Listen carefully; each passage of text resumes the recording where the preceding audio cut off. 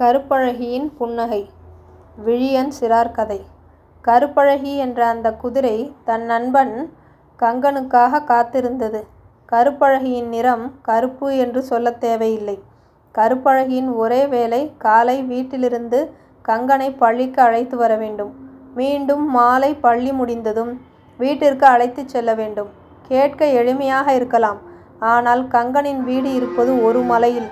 அதுவும் அது ஒரு அடர்ந்த காடு. சரியான பாதை இருக்காது. பெரியவர்கள் கொஞ்சம் சுலபமாக நடந்து வரலாம். ஆனால் கங்கன் சிறுவன் அல்லவா? கருப்பழகி மீது கங்கனுக்கு மிகுந்த அன்பும் பாசமும் உண்டு. கருப்பழகியும் கங்கனை பத்திரமாக பாதுகாக்கும். அன்று மழை வரும் போல் இருந்தது. ஆனாலும் வகுப்புகள் சீக்கிரம் முடியவில்லை. முடிந்ததும் கங்கன் ஓடி வந்தான். அவனை மேலே ஏற்றி கொண்டு வேகமாக காட்டினை தொட்டதுமே அடர் மழை. ஒரு மரத்தின் கீழே நின்றார்கள். மழை நின்றபாடில்லை. பயங்கர மழை. அது ஒரு பெரிய மரம். இருவரும் மறைந்து கொள்ளும் அளவிற்கு பெரிய பொந்து இருந்தது. கருப்பழகிக்கு தாகம் எடுத்தது. ஆனாலும் வேறு வழியில்லை. நடு இரவில் மழை நின்றது. ஆனால் பயங்கர இருட்டாக இருந்ததால் காலையில்தான் போக முடியும். திடீரென பேச்சு குரல் கேட்டது. கங்கன் சத்தம் போடாதே என்று கருப்பழகிக்கு சைகை காட்டினான். 2 ஒற்றர்கள் பேசிக்கொண்டிருந்தார்கள். எதிரி நாட்டு ஒற்றர்கள் என்று நன்றாக தெரிந்தது. விஷயம் என்னவென்றால், கங்கன் வசிக்கும் நாட்டின் மீது மறுநாள் படையெடுத்து வருவதாக எதிரி நாடு திட்டமிட்டுள்ளது. உள்நாட்டில் போருக்கு தயாராக இல்லை.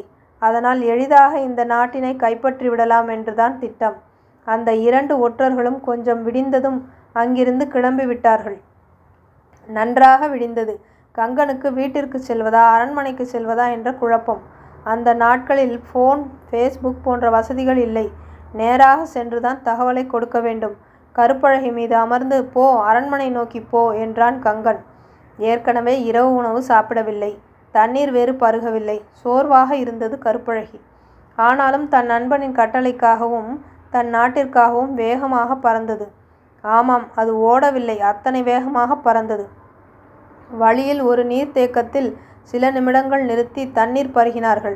அந்த சில நிமிடத்தில் அரண்மனைக்கு எவ்வளவு தூரம் என்பதை கங்கன் விசாரித்து விட்டான். ஆனால் யாரிடமும் என்ன செய்தி என்று பகிரவில்லை.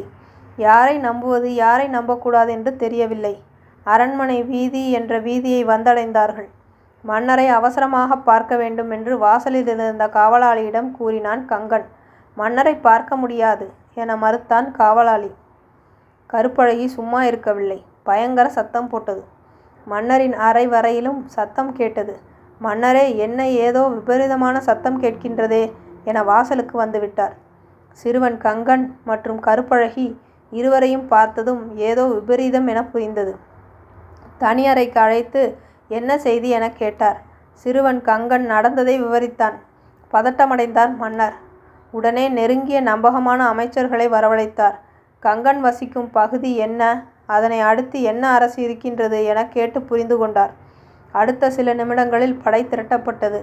எதிரி நாடு எந்த பக்கம் தாக்க நினைத்ததோ அந்த பக்கம் படை சென்றது. உள்நாட்டின் பெரும் படையை கண்டதும் எதிரி நாட்டு படை பின்வாங்கியது. ஒரு துளி ரத்தம் யாரும் சிந்தவில்லை. இடையில் கங்கனுக்கும் கருப்பழகிக்கும் அரண்மனையில் ராஜ உபசாரம். அவன் வீட்டிற்கும் தகவல் சொல்லப்பட்டது. மாலை பத்திரமாக படை வீரர்களின் பாதுகாப்புடன் மலையில் இருக்கும் வீட்டில் விடப்பட்டான். மன்னர் பெரும் பரிசு பொருட்களையும் கொடுத்து அனுப்பினார். மறுநாள் வழக்கம் போல் பள்ளிக்கு சென்றான் கங்கன். நேற்று நீ ஏன் பள்ளிக்கு வரவில்லை என காச்சு மூச்சென கத்திவிட்டு வகுப்பிற்கு வெளியே நிற்குமாறு ஆசிரியர் சொல்லிவிட்டார். மரத்தின் நிழலில் அமர்ந்திருந்த கருப்பழகி கங்கனை பார்த்து சிரித்தது. கங்கனும் கருப்பழகியை பார்த்து சிரித்தான்.